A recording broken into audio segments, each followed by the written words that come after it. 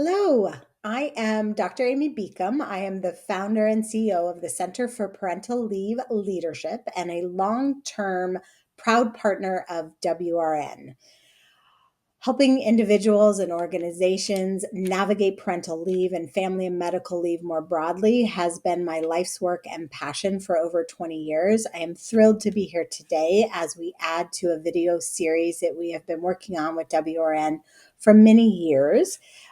Be sure to watch the other videos that are part of this. There's one about why paid family and medical leave matters. There's one about myth busting around leave. There's one about how to pay for leave. These are invaluable resources and they are available for you for free on the WRN Family Leave webpage. In today's video, I am going to guide you through the key steps and critical transition touch points for supporting others as they navigate a leave and return. So whether they're becoming a new parent, caring for a loved one, or taking care of their own medical need, this video is designed for anyone managing that happening, managing that for someone else. Whether you are a professional with HR experience, a member of the clergy, or other Jewish professional or dedicated volunteer, this video will help you if you are managing someone else's leave. We also created a parallel video for those taking a leave, so be sure to point anyone you are managing to those videos. Those are also freely available on the WRN website. Planning and having support for leave are critical for ensuring a positive leave experience. So today I'm going to share with you our proven framework that you can use as a guide or a roadmap when you are supporting and managing another person's family and medical leave. Through research and over a decade of experience, we've identified that there are these 10 critical touch points that everyone navigates through, no matter what their work, their role, their gender, their salary, their circumstance. Everyone is navigating through these if they are going on a leave and return.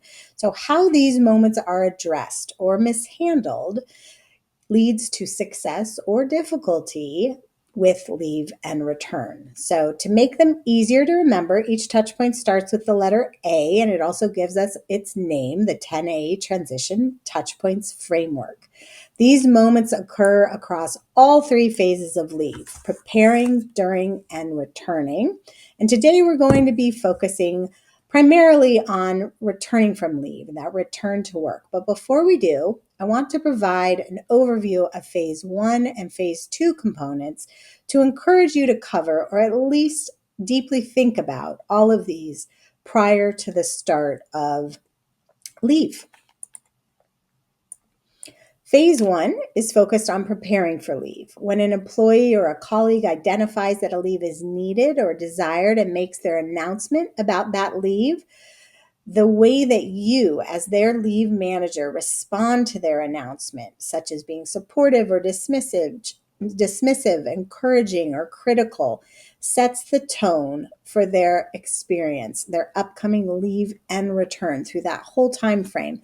And beyond this moment, you play a critical role in helping that leave taker and their coverage support assess everything that needs to be taken care of, and then develop action plans for leave and return to really optimize the success of that experience and to minimize any challenges. So the final touch point as your leave taker prepares for leave is acknowledging the importance and the value of this time for them. Consider how you and the team can mark the occasion in a way that's appropriate to the circumstance and the situation and meaningful to them, showing them that you genuinely value and will miss them. Communicate support and appreciation while also nurturing a long-lasting connection that promotes both their smooth return and their long-term retention. Phase 2 during leave is their time away from work while they're on leave. This is going to look different for everyone, depending on the type of leave and the duration of their leave. Some may take large chunks of time at once. Others may take leave intermittently. In each case, these touch points do apply.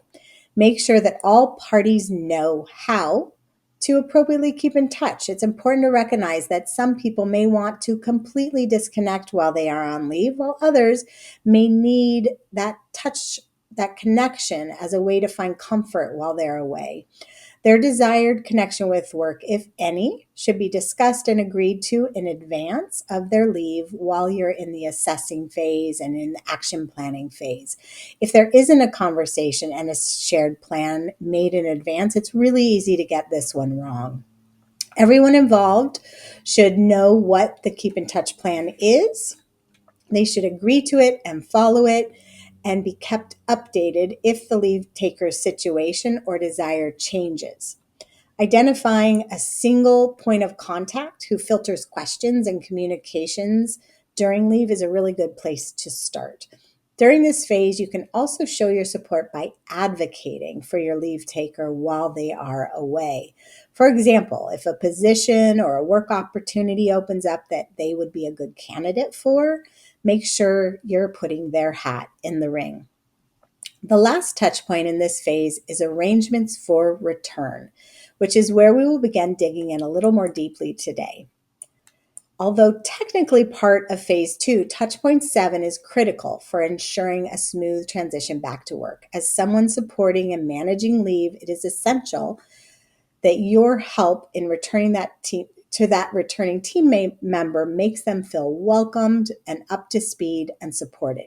So even if planning was done before their leave began, it is common to have changes come up while they're away, for them or for the workplace or both.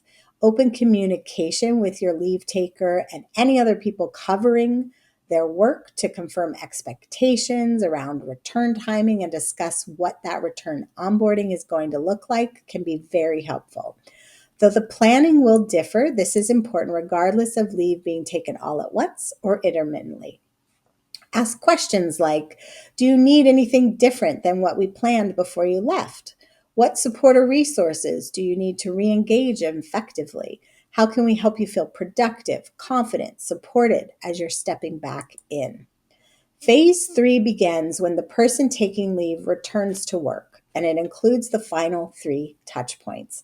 When supporting an employee on intermittent leave, plan to repeat phase 2 and phase 3 throughout the leave period to ensure consistent communication and alignment. Touchpoint 8 highlights that the first day back to work is a milestone in your leave taker's life. This day can bring a wide range of emotions for your returning employee or colleague. Excitement, relief, resentment, anxiety, all of those things at once. Reassure them that these feelings are common, they're normal, and they're valid no matter what they are. Make them feel welcomed and confident. The experience of their first day back can leave a lasting impression, influencing their engagement, their adjustment, and their future employment decisions. Simple gestures that provide a personalized, warm welcome, such as flowers on the desk, a lunch with the team, a card, will help remind them that they are valued and cared for. This is a great time to check on each other's priorities, clarify expectations as things may have shifted, ensure they're updated with any relevant new information, and to set up a cadence for regular check-in meetings with you over the next couple months.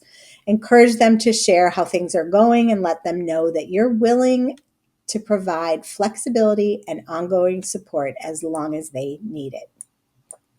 After the initial return, the adjustment phase begins. Recognize that this period may involve ongoing shifts in capacity, priorities, and routines.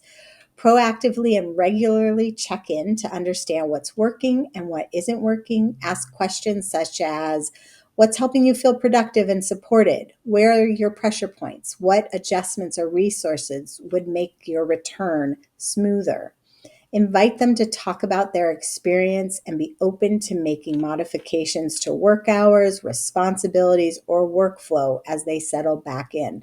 Remember, return adjustment is a process, not a moment, but it does have an endpoint. By actively listening, responding with flexibility, and revisiting expectations over time, you can help them fully reintegrate and thrive.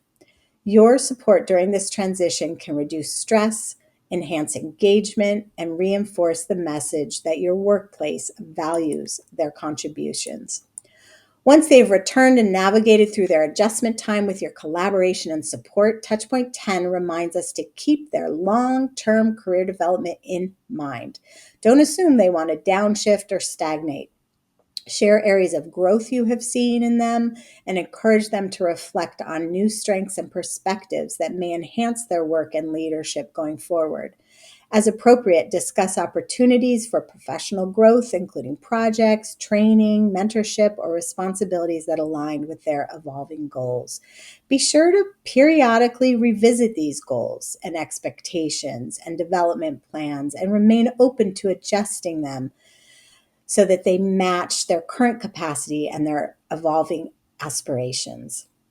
By intentionally connecting their leave transition experience with career development, you can help returners feel valued, empowered, and positioned for continued growth, turning that transition back to work into an opportunity for meaningful professional advancement.